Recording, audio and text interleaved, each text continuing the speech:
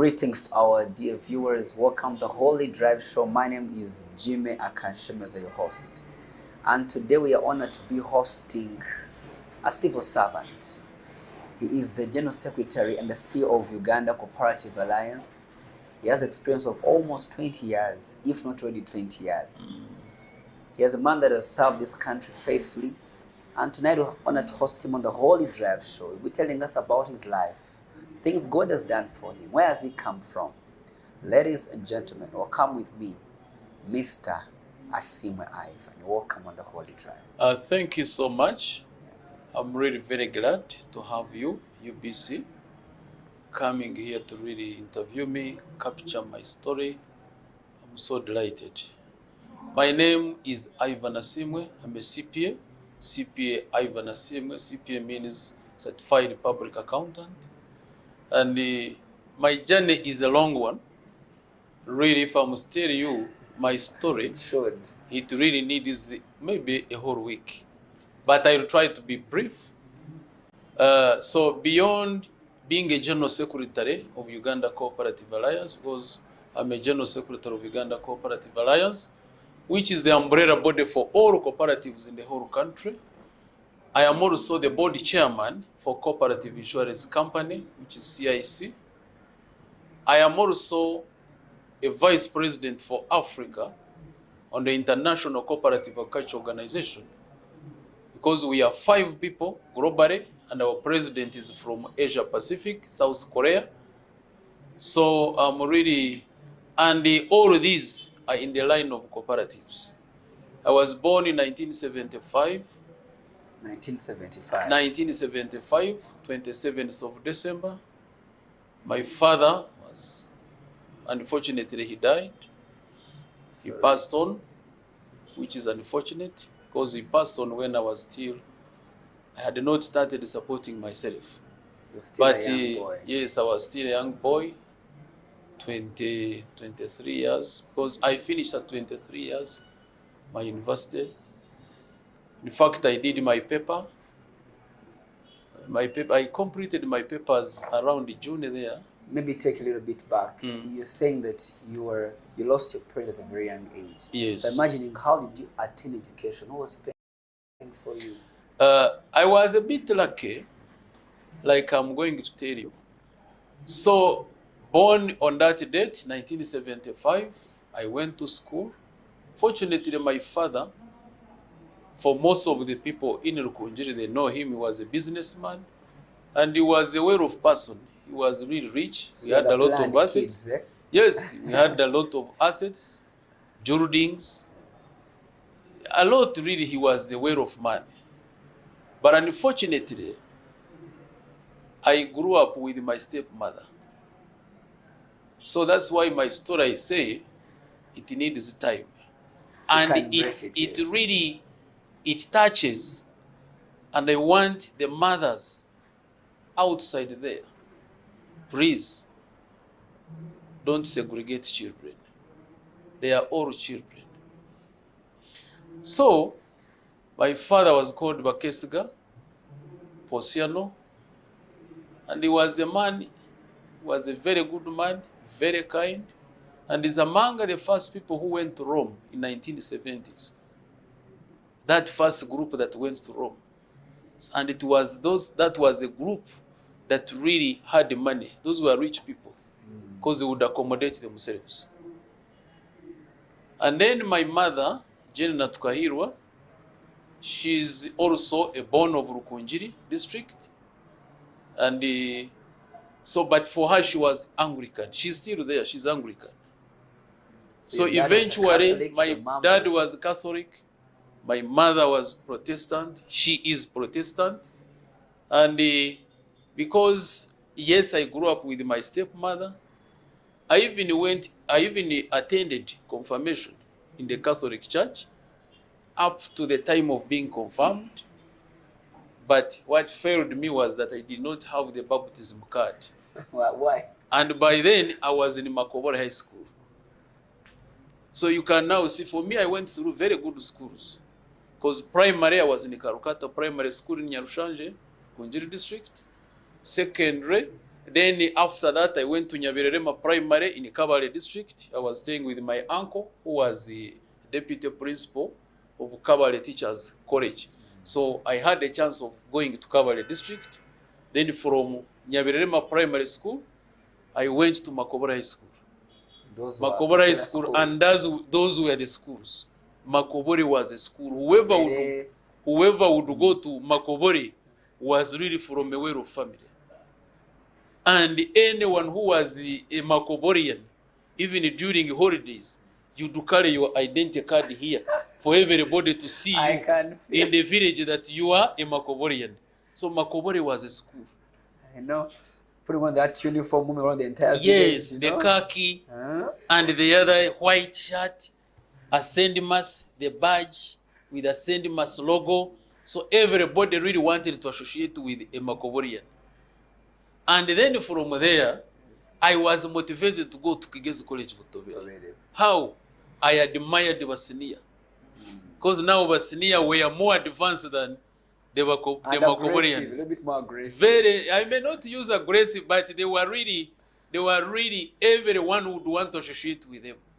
Via dressing, the way they dressed, the way they spoke, the way they walked, the way... So you would really want to associate yourself with Kigezi College Butobere. And being the senior south of Sahara. You get me? What? You know those words. So everybody really wanted to associate with Kigezi College Butobere. So eventually, after my senior 4, I went to Kigezi College Butobere. Still, that was the best school in the region, especially in mathematics. And I did make mathematics, economics, and geography. So eventually joined the university. I joined the university, and then when I had just finished, so because my father was well off, I was able to go through those better schools, and the school fees was not a problem. No. For him, he would even pay for a whole year. You used to be a lucky child. For a whole year, you go there, and then he would ask, do I need to add anything? So eventually, I went to the university, I finished. So immediately I finished in June, December 15th, he dies. He passed on. So the parents and women who are there, this is a child, I was alone, because yes, my mother and my father, they wanted to marry each other, but because of religion, I hear so. My mother told me a story, but because one was Anglican, the other one was Catholic, and that was the time when the two could not come together. My grandfather from my mom's side said, no, you can't get married to a Catholic. And then the relationship ended like that. However, the product Ivan was already there. So my mother ends up getting married to another person, still in Rukunjiri, and he has other children, other 6. But from my father's side, I was alone, just alone, no sister, no brother. How was it growing up with a stepmother? Now, growing up with a stepmother, I tell you, it is the worst. For me, I did not enjoy love. Whenever other children were praying, me, I was miserable. Your father has money, you are very rich, but I was miserable. You don't have that joy. You don't have that joy, no parental care, no parental love. You are there, you are... So, I did not, really for me, I missed out that love and care. But the beauty with it... I hope your wife is caring for you. Very much. Try to. The beauty with it, now the care I have, you can't imagine. So the beauty with that, I want to tell you, and I have been mentioning this, why Africans are poor, it's because of too much comfort. The moment you have too much comfort, you take things for granted. And I want to tell you, it is out of this hardship that made me a man at a younger age. I think that's very true. Kids from good families most times don't excel in life. I want people listening outside there to know this. Why do you think that children brought up like that are better off in the future than the children who are with mommy, daddy, biscuits, chapat, whichever? KFC. That sort of love destroys a child's mind. So for me, At 23 years, I was already a mature man. Now, so when he dies, unfortunately, my stepmother and the family members, they said, we don't know you. Are you listening to a sad story? That is so painful. Very painful. They deny I him. don't hide this because I want people to listen and learn from my story. Unfortunately, my father died intestate. Intestate means you die without making a will. Many outside there, if you know that you have a child of my caliber, it is better organize your family early. Because if you die intestate, your children will suffer. So I don't admire any child suffering the way I did. This is a lesson to me. For me, I was lucky, but don't think any other person will be lucky. True. So that is what it's so painful to see your father's wealth being divided, being cut left and right. And you as a biological child, you are left out without anything, not even a pen, out of those farms, buildings, other properties, so many properties. But people are interested in properties than the child who grew up in the family from primary up to university. Not a child who came yesterday, but a child who grew up from primary, secondary, high school, up to university. Parents who are there, especially mothers, don't segregate children because you don't know who will save you. What tomorrow holds. You don't know what tomorrow holds. And I think they In never fact, foresaw this. I am writing a book, and the title is Abandoned by Your Family, Neglected by Your Relatives. How did you feel imagining You being get me? rejected? Rejected by your family. What came to your mind? So, it is so touching. That's why, and I'm very happy that we are discussing this. And the most important, I'm open, because this is a lesson to the mothers, to the fathers, to the children. Don't segregate children. So, no sooner than the money dies, than they start selling off all the properties, everything. Can I tell you today? Yes, please. There is nothing. They sold off everything. Can imagine. And I don't think where my father is sleeping is secure. He's not happy. So how did you gather You can imagine when you have made all your wealth, you leave it with the family. Instead of your children benefiting, they start suffering. And It's then so even those ones who take over the properties, they sell off everything to the extent that they would even go ahead to sell your grave. So It is so painful. Painful. Because I believe the parent works hard for their children to live a better life. And moreover, my father, if I must tell you the story of my father, these were businessmen who were not educated. Businessmen, I think he had gone as far as primary 3. But he was lucky he worked with Indians before they were expelled, and he understood business. So when they left, he started business and he succeeded. He had the art. And from a poor background. So, but he was able to make all of that. And what I remember one time when I was in senior 6, he called me with my brother, because we are 2 brothers, only 2 brothers. And he said, now my children, I have made a background for you. I have invested for you.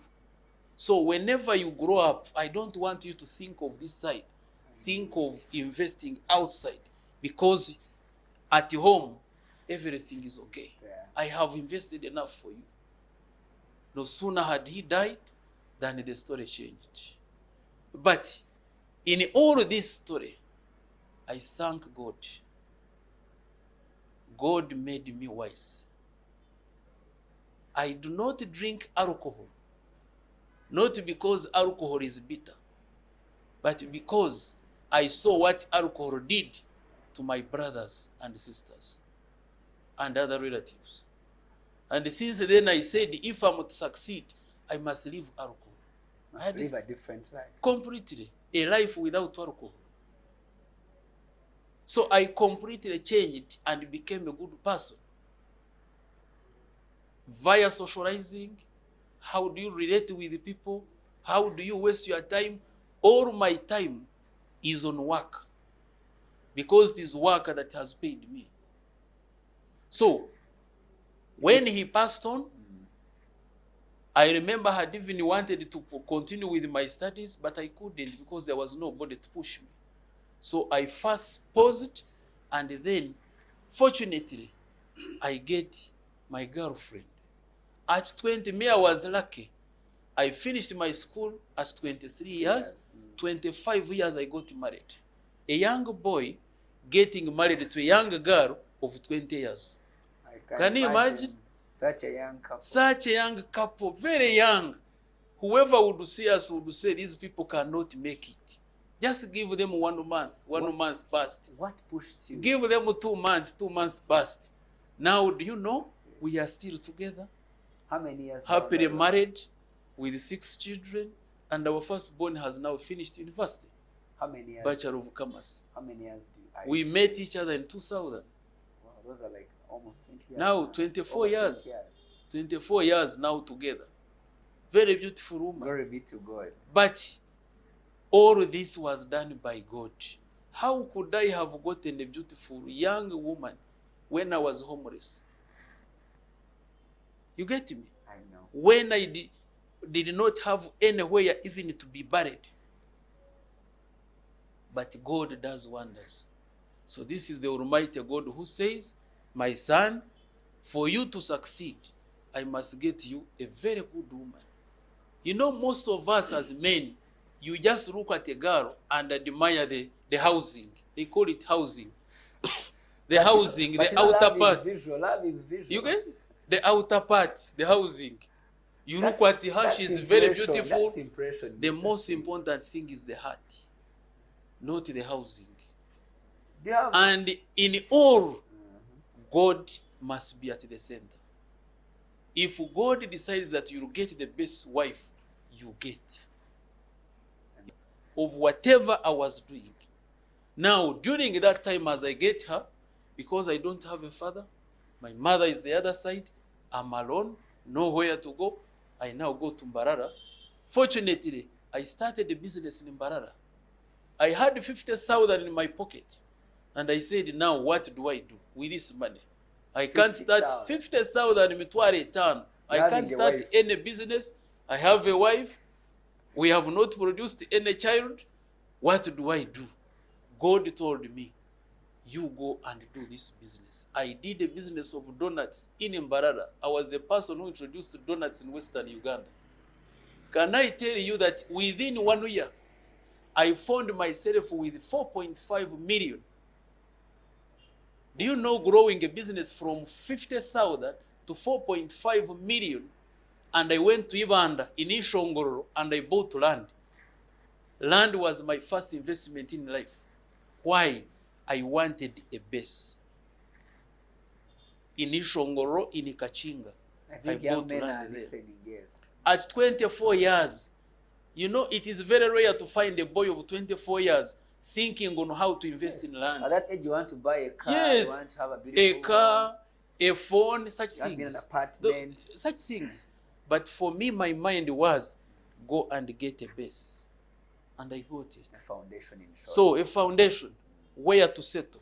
So that this is my address. In the case of anything, this is where you'll be buried. Do you see now what God does? He guides the stars. He guides me, a young boy. You have the money. You have grown it from 50,000 to this much. Go and get a home. And I went there. I have my wife. I took her there. She was very happy. Now we start life. Now, as I'm there, I get a job. And even at that time, I was also teaching in Mbarara. Because I was in Mbarara. I was teaching in around 5 schools in Mbarara. Western College, Mbarara Institute for Social Development, Mbarara Business Institute, Ruharo, Nyamitanga. I was very good at accounting. Must have been a very so you would find me, because I was a hustler. I was really looking for survival at all costs. Meaning it's the journey of the hustler. Very good. Now taking you back to the issue of comfort. It is comfort that has killed Africa. We are too comfortable. And comfort kills your thinking. So because I knew I was alone, nobody to support me, I was uncomfortable all the time. So that and that situation of being uncomfortable made me to work very fast.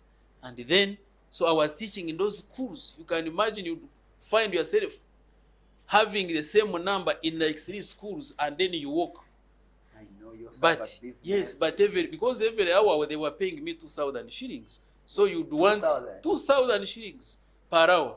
So you'd want now to balance 6,000 within an hour. So by going through the 3 schools. 2,000. So, and I was lucky, students loved me. I really did my part. So fortunately from there, I get a job in Rubabo Sacco. Rubabo is in Rukunjiri district. So I got a job on the 15th of March, 2003, Saturday at 8 a.m. That's when I reported for duty. I was the first because I know my situation. So I remember the manager coming and finding me outside. They had not opened. The word he told me said, Ivan Asimwe, you'll manage in life. Because a person who got a job, you were interviewed, you are told to come, but you are number 1 here. That means you know what you want. So I got a job as a cashier of a Sacco. From cashiering, I was lucky. And my salary was 100,000. 100,000. You see, 100,000, and then I continue like that. So within 3 months, because they saw the person of Ivan Asimwe, person who wants to work, within 3 months, I was now shifted to loans department. And there, now my salary increased from 100,000 to 270,000. I was now very lucky and very happy, and the family was very happy too. So from there, I became an accountant of the Sacco. I became an assistant manager. I was a manager in charge of Chiyenje branch, still in Rukunjiri. And then after that, I got a job in Cavalry district. That is Ruchiga Sacco. Now, I think God really wants to test me at all levels. So by the time I left Rubabo Sacco, my salary scale was 350,000. And I was comfortable because I was near my mother's home. So when I went to Cavalry, by the time I was going, I thought that Ruchiga was a very big Sacco. So I was really hopeful that, yes, now I have gotten a better job. Can I tell you what? It was on Wednesday. On Friday, the board meeting. So within the board meeting, the board chairman told me, you know what, Ivan? Here you have come, fine. We lied to you that the salary scale is 500,000, but we want to tell you that the Sacco collapsed. We don't have money. No money. Staff have taken 3 months without salaries. Can you imagine? The salary scale, we can only afford 250. So it means you are reducing your salary. But you remember you have already resigned to the other side. So I became patient. But I remember the chairman board, who is a Catholic priest, he told me that, Ivan, we are giving you this job. This job, the moment you excel on it, it will grow you. By the moment you become a victim and you collapse this institution, you will collapse with it. So it kept clicking within my mind. So how do I grow? I worked tirelessly. I would sleep in a bank. Remember, this is a Sacco. What had happened, the former manager had embezzled the money, and there was no money completely.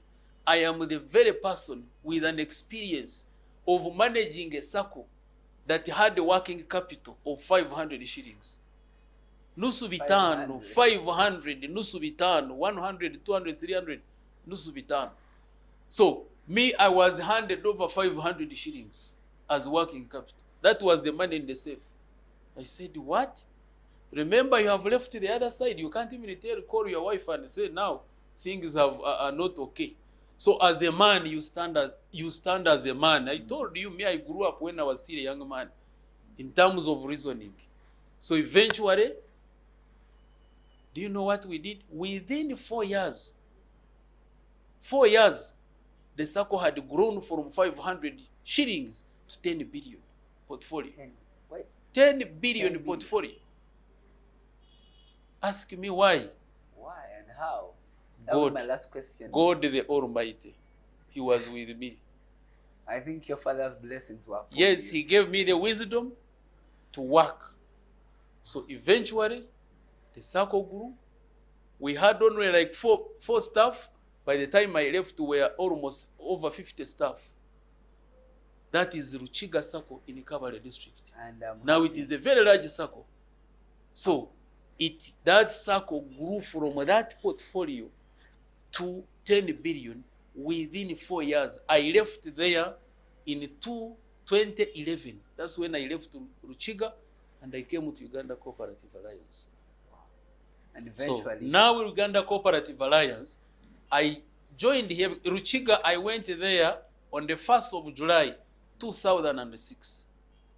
Then on the 1st of July, 2011, I reported here as a head of audit and supervision. Maybe before I came here, so when I went to Rubabo, my aspiration were I need to build my career. I was always thinking about building my career because now I saw my entire career in education. There was no any other alternative. I don't have anybody to support me. So all the time I was looking at how best can I build myself. How best, together with my wife who loved me so much, based on my situation that she found me in, and we came together. I want to tell you, especially the young people, if you are lucky and you get a good wife, love her. A woman, love your husband. Together, be transparent. Let whatever little money you get, put it on the table. Be open to one another. Be accountable to each other. Men hide their money. And put God at the center of whatever you are doing. Then, I tell you, success is a guarantee. So that is the formula I used. Wow, success is a guarantee. Yes, it's a guarantee. That is the formula I used. So I advanced. I now started doing CPA. And by then I was in Rubabo. So we would come for studies at Zenith here in Kampala, go back on Sunday. I was lucky in 2.5 years, I finished the CPA. CPA is very hard, but I was lucky because I was doing all 5 papers at a go. So because I was determined, I knew my problem. And I was trying to build a career at another age. So I did my CPA, I finished. Immediately I finished my CPA, I was lucky, I was sponsored to go to Moshi University, Tanzania. I went to Moshi University, I did another course, professional course in cooperatives. Now, having a professional course in cooperatives in Moshi, combined with my CPA, I was the only person in this with those qualifications.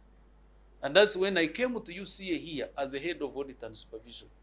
And eventually you rose through the ranks. So, manager compliance, manager agribusiness, and eventually in 2017, I sat in the office as a general secretary. I don't know how your stepmother feels. So, now, away from that, fortunately, my stepmother also passed on. And but for me, I did not keep it inside my heart. Whatever happened, happened. I want to call upon everyone listening or looking at me. Don't keep anger in your heart. Don't be a victim of history. Don't continue lamenting. Let it pass and you continue. So for me, I love everybody, either from my mother's side, either on my daddy's side. And I want to tell you, when now I finished my studies, because after Moshi University, I went on I did my master's in Makerere University, Masters of Business Administration. After that, I have gone to Moshi University. I am doing my PhD in cooperatives. So good. So you can see the journey that I've taken. What a journey, so, Mr. Sim. Yes. Maybe we can stop there for this for the first episode of this show, The Holy Drive. I believe we've learned a lot. Stepmothers love children. The banyankora base okundebo notashorora tokamanya byara tokamanya nyenchakare. Love all, don't segregate anyone. I believe if she was around today, she should have apologized, but may her soul continue to rest in eternal peace. It's been The Holy Drive. I'm Jimmy Akanshameza. We'll catch up in episode 2 with Mr. Asim Ivan. Shalom, shalom.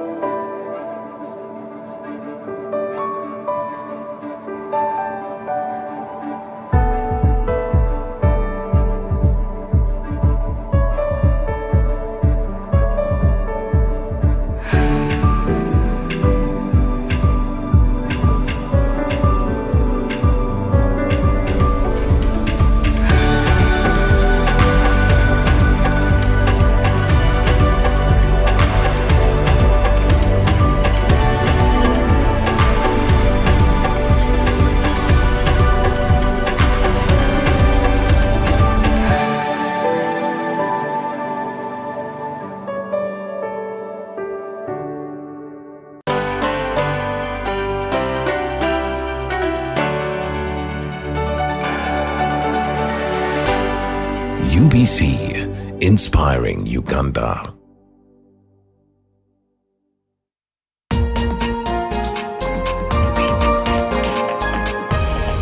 This weekend on UBC.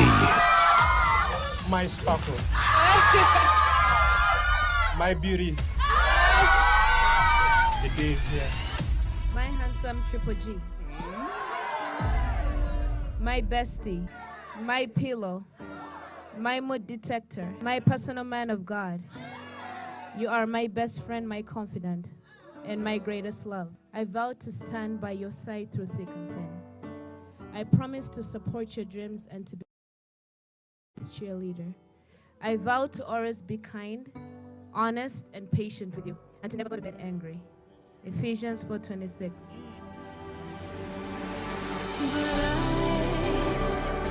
So, by the power invested in me, by the Church of Christ, and by the Commonwealth of Massachusetts, I pronounce them husband and wife.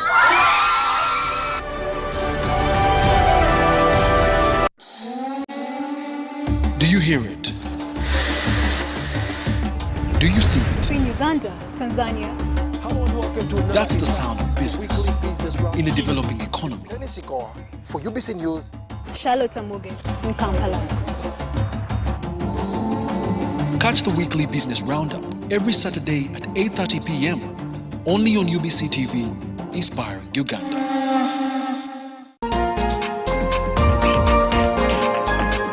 The Property Line, everything real estate, construction, class, and luxury.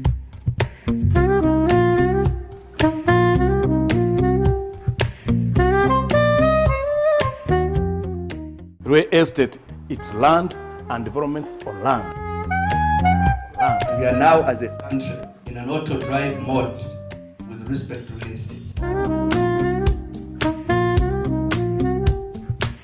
We have a deficit in housing of more than 2 million units.